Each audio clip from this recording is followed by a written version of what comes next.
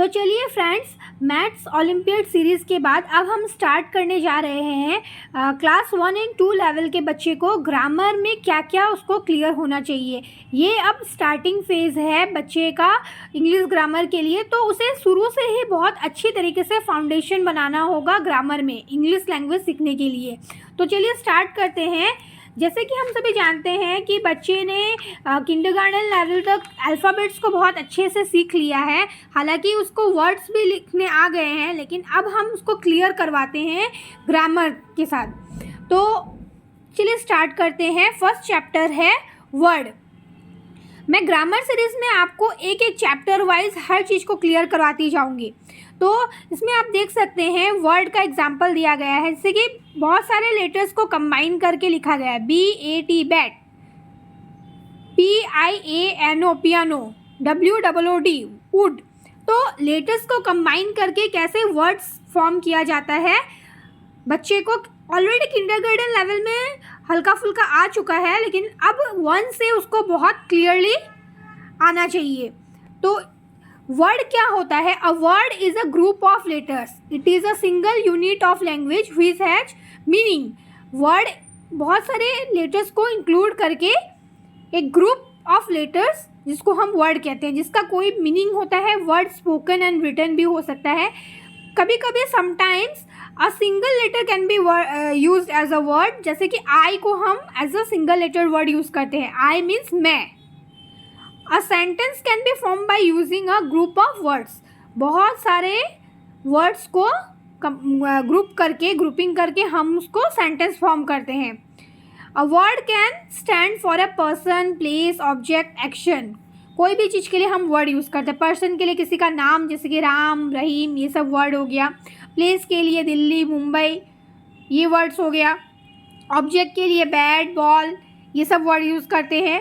Action के लिए playing, crying, running, dancing, ये सब यूज़ करते हैं। तो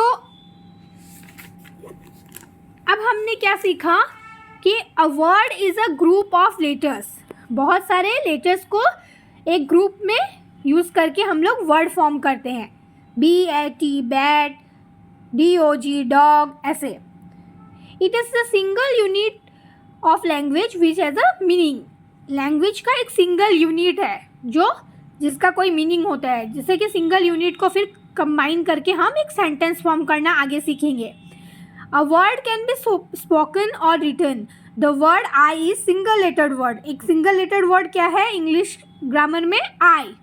अ sentence can be form by using a group of words. बहुत सारे वर्ड्स को कंबाइन करके हम लोग सेंटेंस फॉर्म करते हैं। आगे हम लोग ग्रामर में यही सब बहुत अच्छी तरीके से सीखेंगे।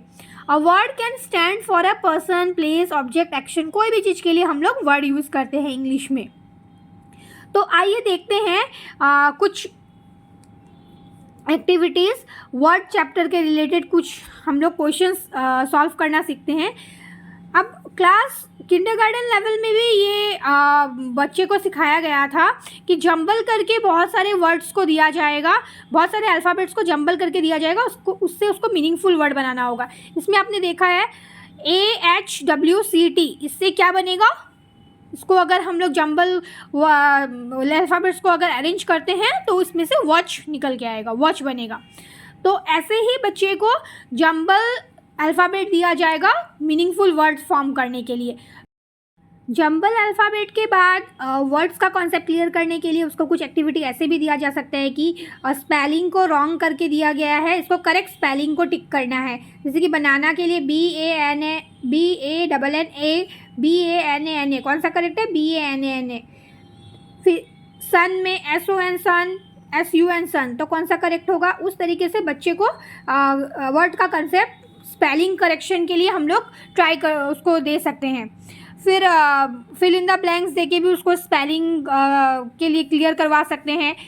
एक वर्ड को प्रॉपर मीनिंगफुल करेक्ट स्पेलिंग के साथ लिखने के लिए हम लोग डिफरेंट टाइप से उसको एक्टिविटी करने दे सकते हैं। फिल इन द ब्लैंक्स दे सकते हैं, करेक्ट स्पेलिंग के लिए दे सकते हैं, जंबल अल्फ़ाबेट करके भी उसको स्पेलिंग उसका कितना क्लियर है वो हम लोग देख सकते हैं। तो इस तरीके से आप अपने बच्चे को वर्ड्स अच्छी तरीके से सिखा सकते हो। शुरू से ही उसको अगर आप अच्छी तरीके से वर्ड्स क्लियर करवाओगे तो उसका वॉकअप अच्छा होगा और स्पेलिंग्स में उसको दिक्कत नहीं आएगी। Thank you.